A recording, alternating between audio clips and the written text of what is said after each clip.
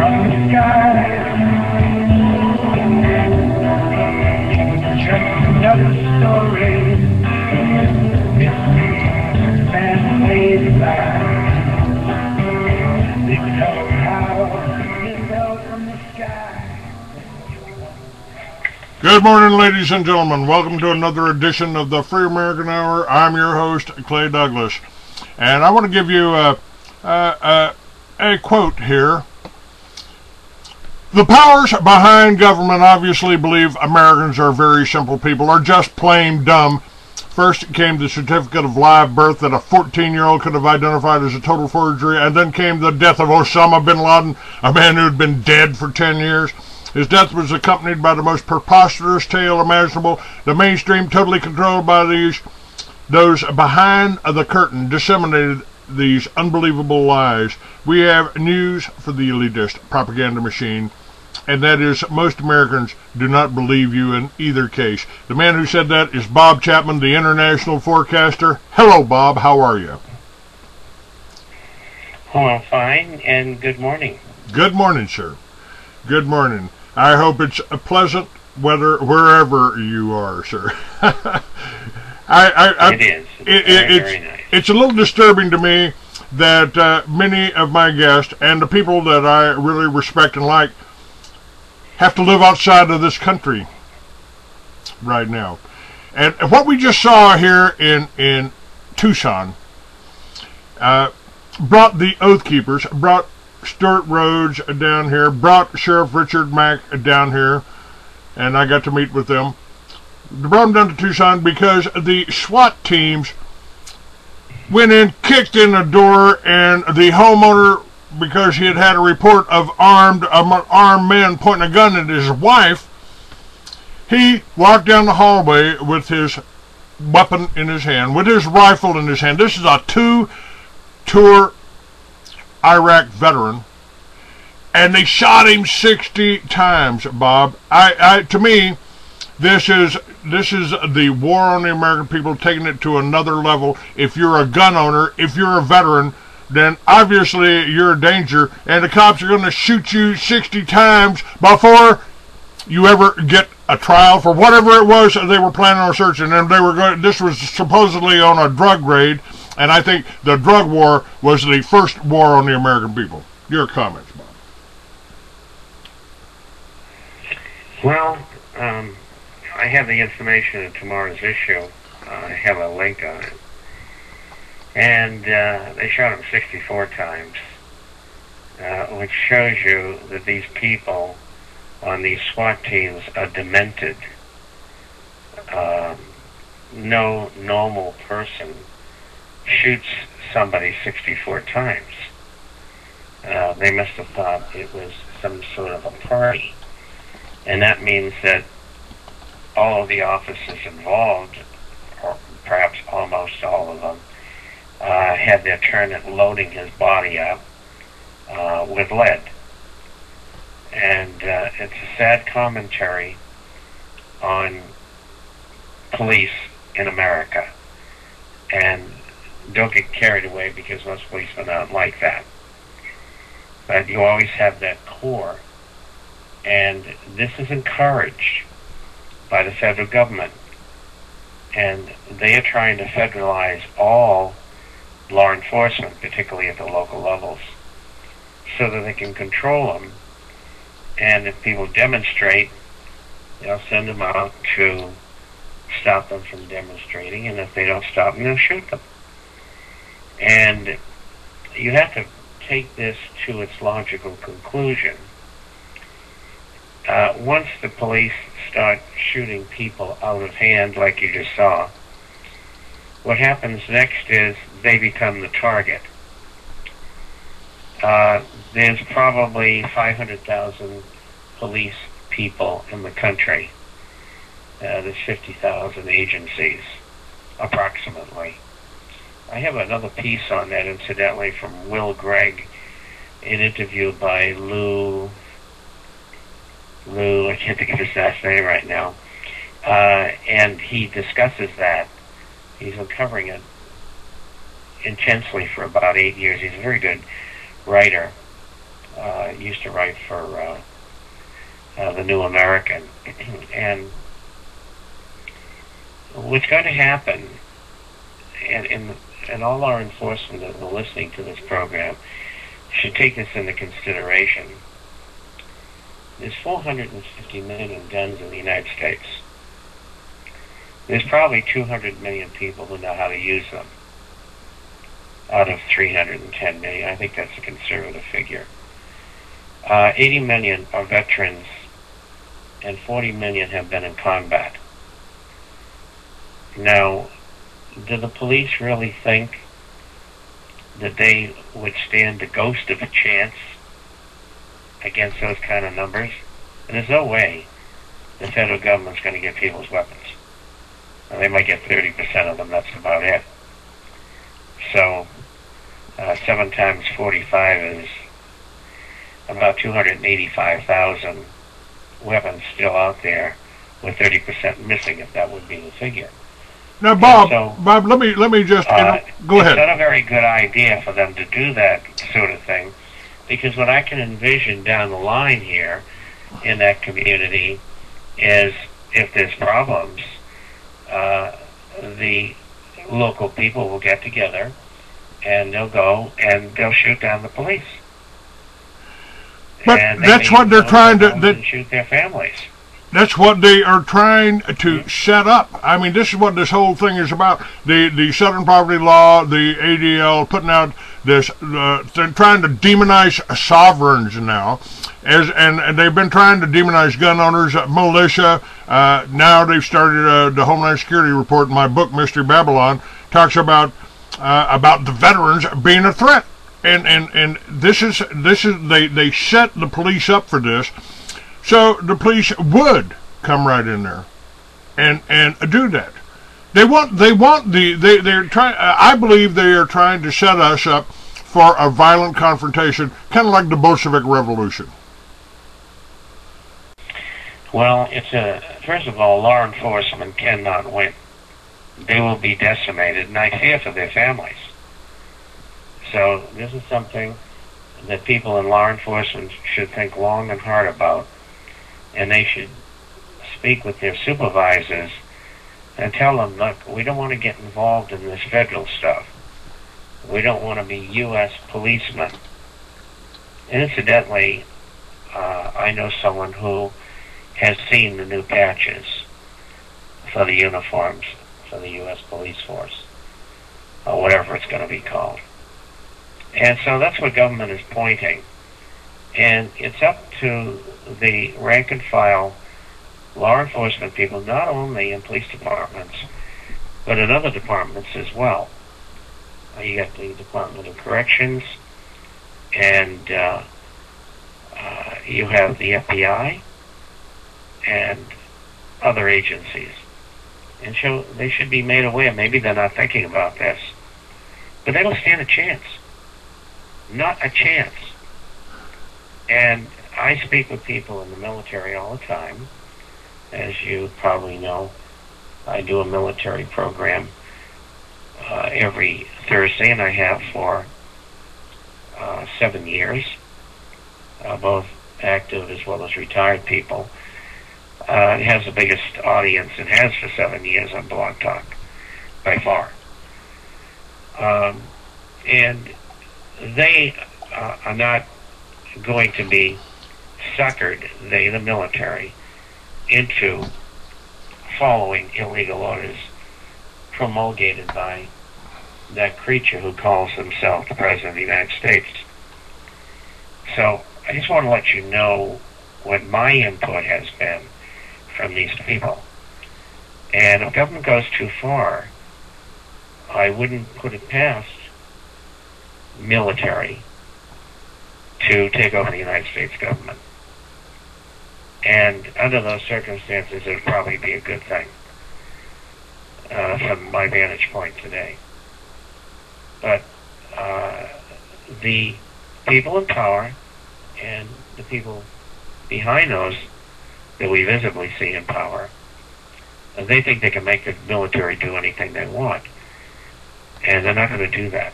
Kissinger, they're just dumb, stupid. They're just dumb, stupid animals, according to Henry Kissinger.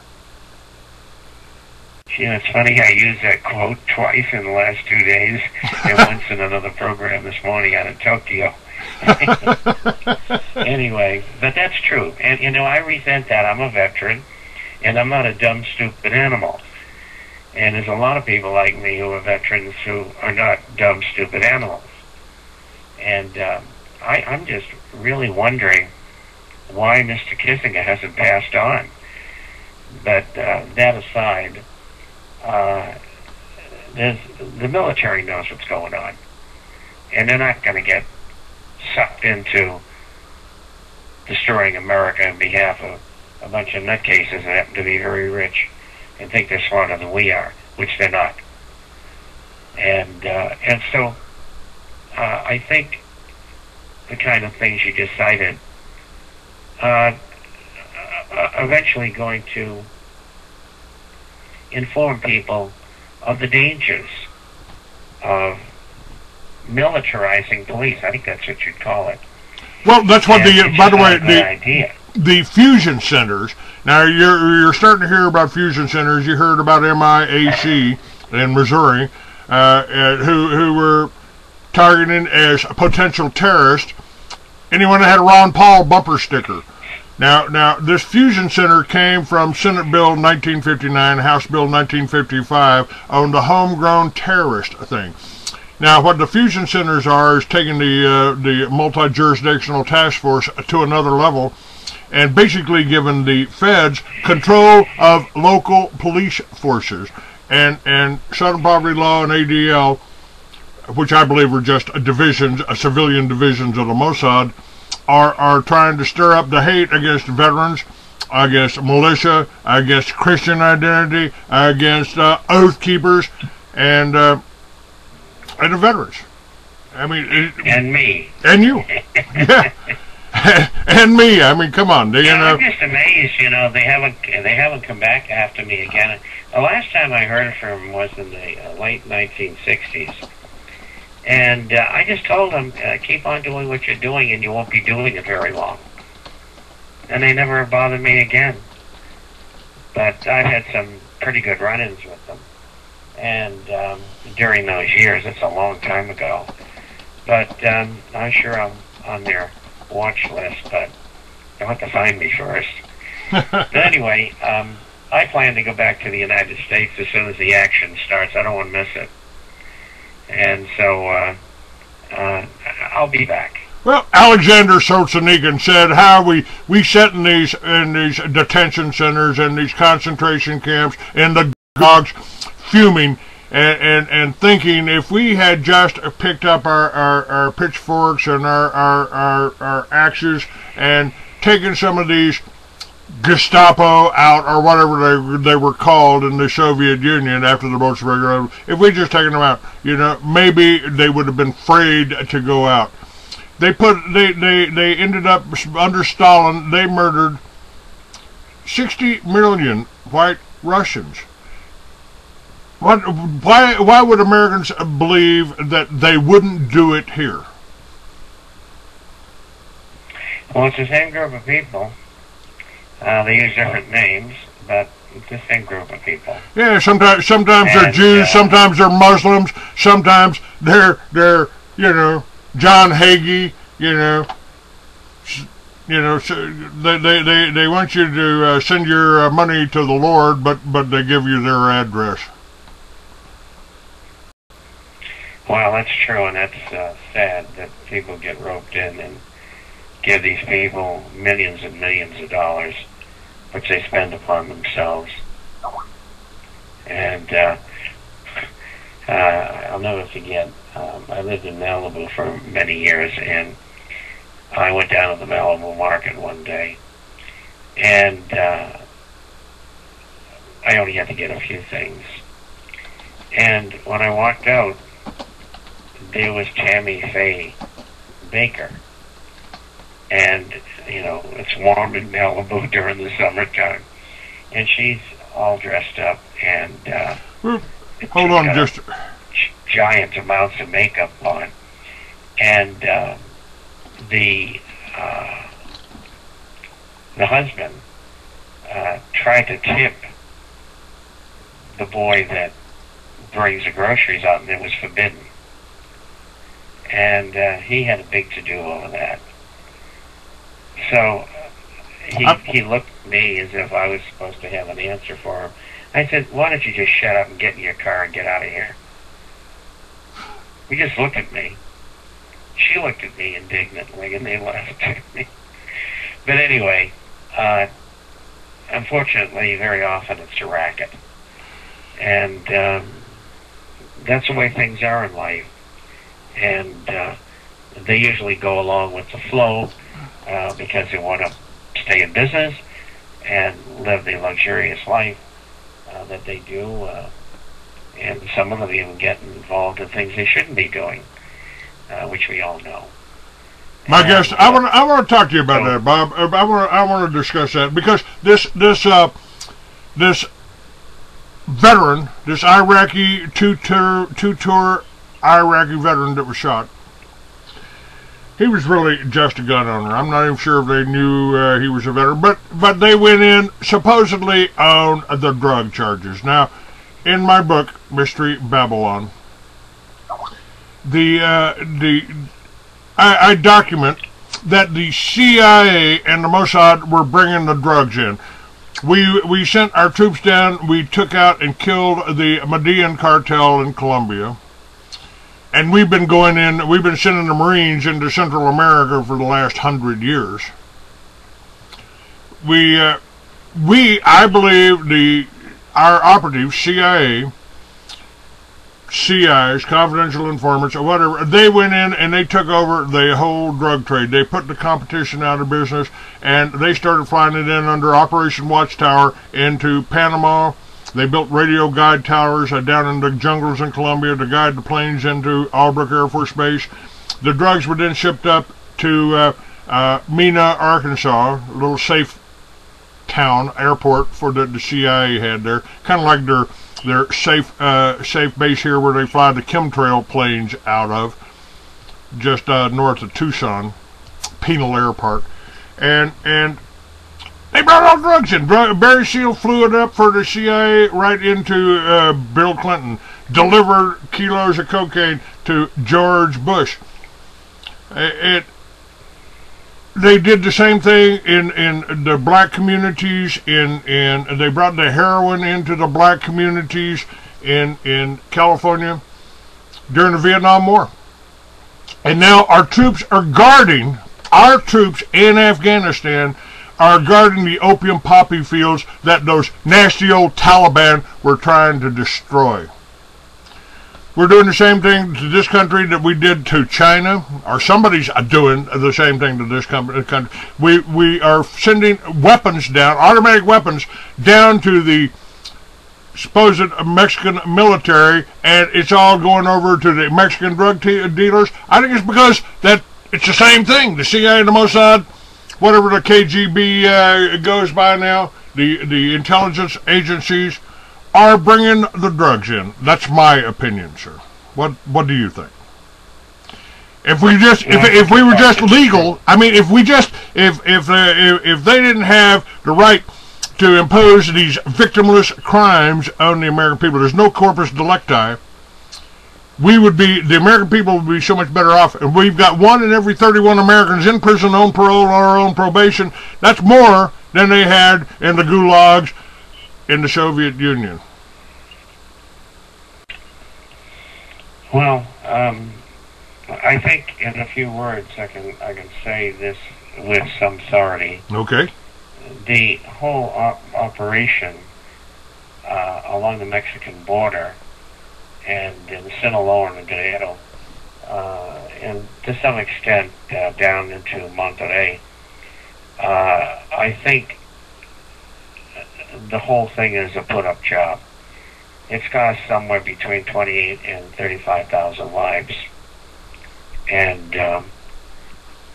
the drug operation being run by the Mexican government, but directed by the U.S. government. And it's been a disaster for Mexico in a lot of ways, which I won't get into. But the whole operation is an effort to cut down the competition and take over their businesses. And in Mexico, there's been a great deal of talk, and that talk is a great deal to do with the CIA and portions of the Mexican government taking over the drug trade. And that's really what it's all about. Now, in a year and a half, they'll have an election, and the other party will be elected to the presidency. They already control the House and the Senate, and they'll continue to do that. That's called P-R-I, I should say. I think that's all going to stop because they make deals. And the thought process is, look, if the Americans are stupid enough to use this crap, let them. If we're going to make $30 billion a year coming into the country, that's fine. If we don't sell it to them, somebody else will. And that's the attitude, not only in Mexico and Colombia and Afghanistan, it's universal. And so I think that problem will fade out after that. But the people who are involved in that business, these narco-traficantes, as they're called, they know exactly what's going on. Their intelligence is second to none, believe me. And they got piles of money, and they buy lots of people. And that's how they know everything that's going on. And they don't want this violence. They're businessmen. They just simply want to make their money, and they plow it all into the economy. And so that's what I think is going to happen there. And essentially that's what happened in Colombia. You know, I'll never forget, probably about 10 years ago, when Grasso was the head of the New York Stock Exchange, he went down to see the two leaders of the opposition in Colombia, and the opposition being the drug dealers. And, you know, you got to say to yourself, gee, why would the head of the New York Stock Exchange be visiting two communist narco-traficantes? Well, if you stop and think about it, you got to come to the conclusion that the money that's being laundered through the banks is going through the New York Stock Exchange. And that's why he went down to see his buddies who they're doing business with. I mean, it's incredible. I mean, all you have to do is use a little logic and have some idea what government, particularly the CIA, are up to. And I've read several books by ex-DEA and CIA people that explain the whole thing and the involvement in those in people in government in that business. So I think things are going to get better. I have a positive view on that in that regard. Other things are going to get a heck of a lot worse. Well, I'm glad you brought up that point about the banks. Where does this drug money go? I mean, we've seen pictures. We've seen pictures of the stacks of money in a supposed drug dealer's home, some kind of safe house. Well, they filter it all into the economy. The money goes back into the banks. Bank of America and Wells Fargo have been accused or identified as laundering, billions of dollars of drug money. Hundreds of billions. The last one was Wachovia. It was $258 billion. They haven't adjudicated it yet, but they'll probably fine them $5 billion, and they get to keep the rest. It's just incredible. And you get some kid up in state prison who was selling more marijuana or speed or whatever they have than he's supposed to, and he's doing 5 to 10. It makes no sense. Unless you're in the business. The young man or young woman in prison gets to meet all the other real bad people, and they train them how to be bad. What a system! You talk about screwed. It's like Wall Street. 15% of them should be in high security prisons. They're criminals. I know. I've been there. I've done that. 29 years as I was in that business. These people are certified criminals. That kind of goes along with the story that I'm working on right now. We're putting the wrong people in prison. We're putting our children in prison. We're putting our fathers, our young fathers, for having a joint. What do you got in your pocket, son? What do you got in your pocket? Come on, that is a police state. That is, I mean, if you can be arrested for something you got in your pocket when you're not hurting anybody, you're living in a police state. And somebody on the line says a woman sold a few joints in Oklahoma. She has 3 kids, and she was put away for 4 years.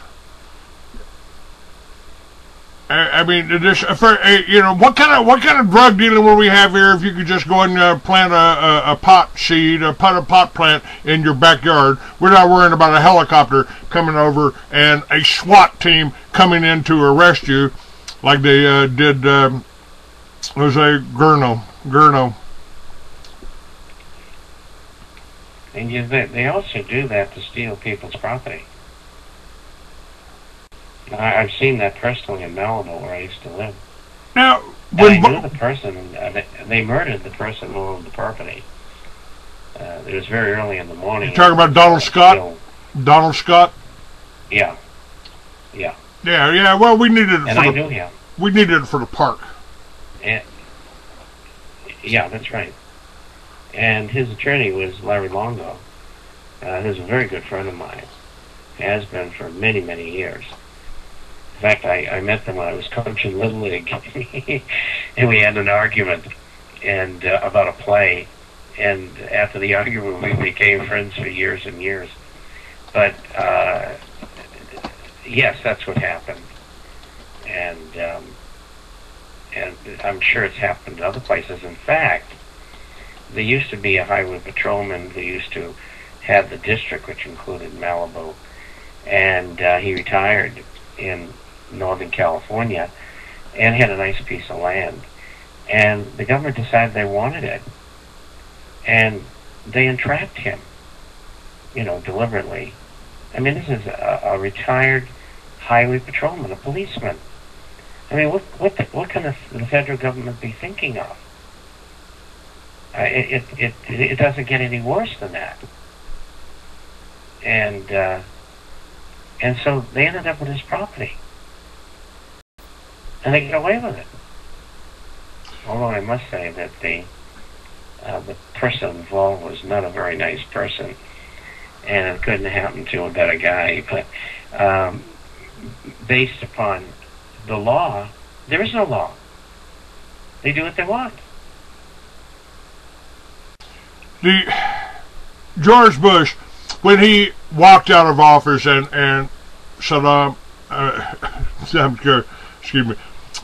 Obama walked in, same style leaders. He handed $2 trillion to the owners of the Federal Reserve, and they went on to confiscate or repossess over 1 million homes in America.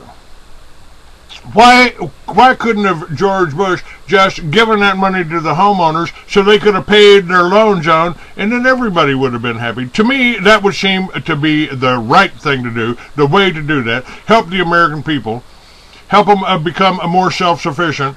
Maybe the government could help them put a windmill on their homes, or some solar on their homes, so they could sell electricity back to the power companies instead of trying to build more earthquake-prone nuclear power plants.